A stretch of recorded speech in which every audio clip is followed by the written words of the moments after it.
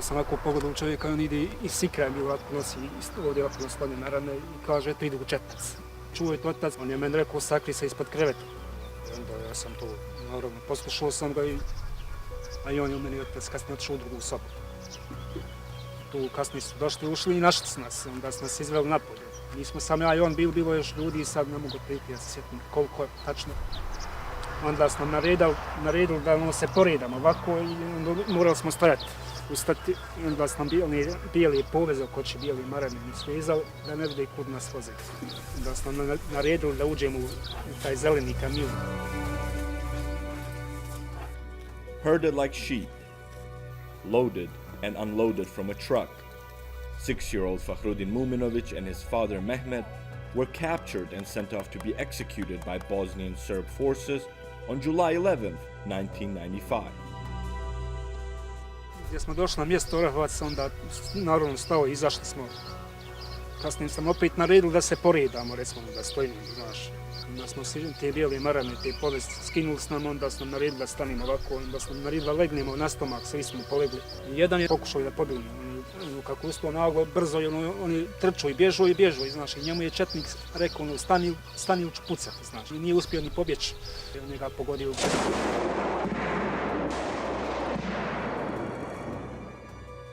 Hours after the executions, Fahrudin woke up covered in blood and buried in a pile of bodies, one of them his father's.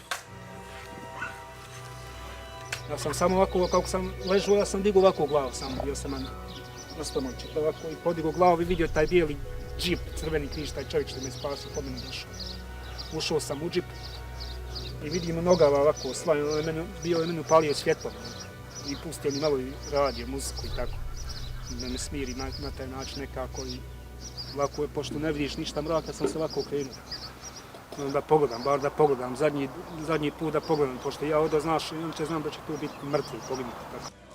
Thousands fled Srebrenica, escaping to the free territory of Tuzla, where they reported loved ones missing with the UN. On January 23, 1996, the Red Cross reunited Fahrudin with his uncle there. The bodies of their other family members were later discovered in mass graves. On the afternoon of July 10, 1995, Bosnian Serb forces closed in on his hometown of Srebrenica. Nihat Čatić turned on his microphone and recorded what would be his last, forlorn call for help. Srebrenica se pretvara u najveću klaonicu. Poginuli i ranjeni neprestano se dovlače u bolnicu. Nemoguće je opisati. Svake sekunde po 3 smrtonosna projektila padne na ovaj grad. U bolnici je trenutno dovećeno 17 poginulih, 57 teže i lakše ranjeni. Da li iko u svijetu može doći da vidi tragediju koja se dešava Srebrenici i njenim stanovnicima? The killings were carried out by the Bosnian Serb army under the command of Ratko Mladić and Serbian paramilitaries. In April 1993, the United Nations had declared the besieged enclave of Srebrenica a safe area under the protection of the UN. But the Dutch UN battalion failed to protect the Bosniak civilians sheltering there and were unable to prevent the town's capture and subsequent massacre of Muslim men and boys by the Bosnian Serb forces.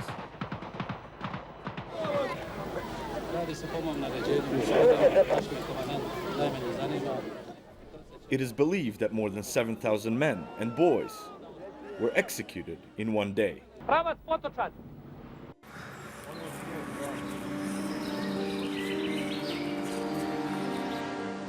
Amor Mashović has spent 28 years searching through woods, rubbish dumps, and minefields for the remains of those who are still missing. He's been a key witness at the trials of many perpetrators of the genocide in front of the International Criminal Tribunal for Yugoslavia in The Hague. Više od 32.000 ljudi svih nacionalnosti je nestalo tokom agresije tokom 4 godine. Jedan broj žrtava genocida i drugih ratnih zločina nikada neće doći u takvu situaciju da će imati mjesto na kojem će moći otići da prouče Fatihu ili zapale svijeću ili na drugi način se oproste ili opraštaju sa svojim najboljim.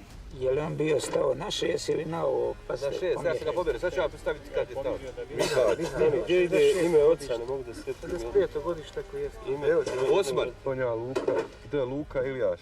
Sklon sam tvrditi da u Bosni i Hercegovini postoji još između 80 i 100 masovnih grobnica sa 3 ili više od 3 žrtve, o nekima od njih su i stotine. These are personal belongings of some of the genocide victims. They've helped forensic investigators identify some of those who have disappeared. 25 years later, families are still trying to track down the remains of their loved ones, hoping to get some closure, as mass graves are still being discovered today. Forensic DNA has been invaluable to investigators, helping with identification of victims whose remains were removed from original burial sites by perpetrators trying to hide evidence. Nemoguće je zanijekati izvještaje o DNK profiliranju, izvještaje o uzrocima smrti koji se nalaze u zapisnicima o autopsiji, izvještaje o identifikaciji žrtava, sve je to nemoguće zanijekati. Nažalost, kako vrijeme prolazi, mi smo svjedoci da je zapravo ta suluda strategija, usuđujem se reći, negiranja genocida i ostalih ratnih zločina iz dana u dan sve rasprostranjenija. Domestic courts in Bosnia, Serbia, and Europe have sentenced 47 people to more than 700 years in prison for the massacres at Srebrenica. During the subsequent aggression on Bosnia by Serb forces loyal to deceased nationalist dictator Slobodan Milosevic from 1992 to 1995, an estimated 100,000 people were killed. 80% of them were Bosniak Muslims.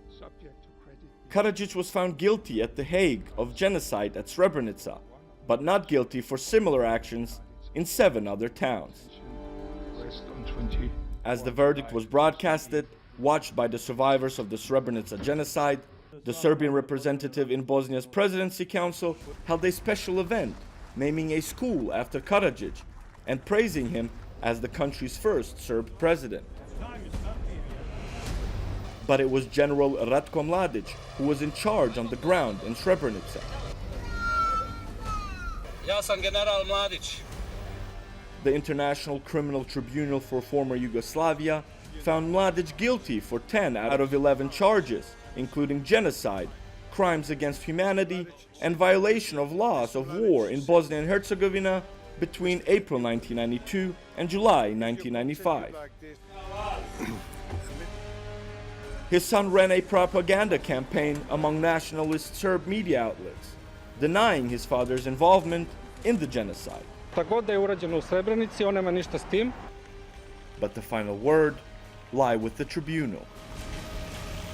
Despite the video footage and forensic evidence, the perpetrators continue to deny the massacre ever happened. For the UN, Srebrenica remains one of the worst and most deadly failures in the organization's history.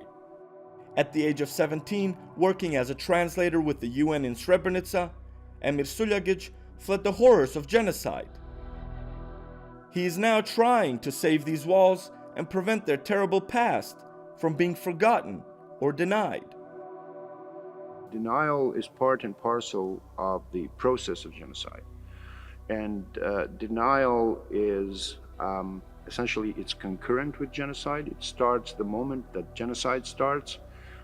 But also more importantly, when you kill someone's family and when you burn their house down, the only thing left, the only target remaining is the memory of what happened. And that's why they're doing it. And denial is part and parcel of the same process of dehumanization that led to the killing in the first place. What happened in that entire area in the period between 1992 and 1995 was an attempt, partly successful, to destroy an entire nation or an entire group based primarily on their religion. We were referred to by the people responsible for all those crimes as the Turks. The Serbian academia, the Serbian media, the Serbian political class chose to construct us as the Turks for a number of reasons. One of which, of course, was to sort of play to this European fear of the Turk. Denial starts at the same time that the killing starts. But denial is also a sort of a separate stage. And in the case of Srebrenica, denial had a very, if you will, physical dimension. And was mainly manifested in a systematic operation of burial, reburial, and further concealment of the physical evidence of the genocide that was perpetrated. Now, there is probably nothing that's more illustrative of the intent to destroy than the attempt to destroy the very identity of the people who had been killed by bulldozing them, first bulldozing them into mass graves and then digging them out from those mass graves using heavy machinery, literally breaking bodies into myriad different parts and then burying those parts into hidden, concealed locations across this part of the country. And so if there's one thing that shows the determination and the intent on the part of the Bosnian Serbs and the Bosnian Serb leadership to destroy us as a group, then it is the fact that there's a number of bodies, number of individuals that we have identified in 2 or 3 or even more mass graves. That literally tells you that they wanted to shred us to pieces. The danger of the political ideas created and promoted by Radovan Karadzic and Ratko Mladic remain a threat to this day, as they find foothold among far-right groups. Over 8,000 genocide victims have been laid to rest here in Potocari. Families are still searching for the remains of those listed as missing for a quarter of a century.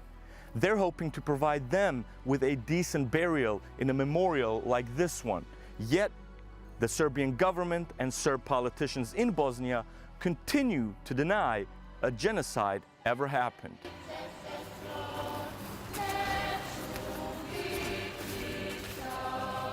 Denial is the final stage of genocide.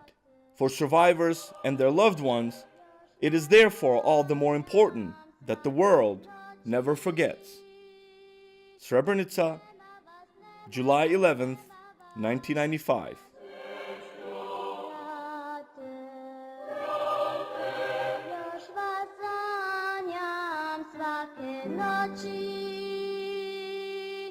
Nema vas,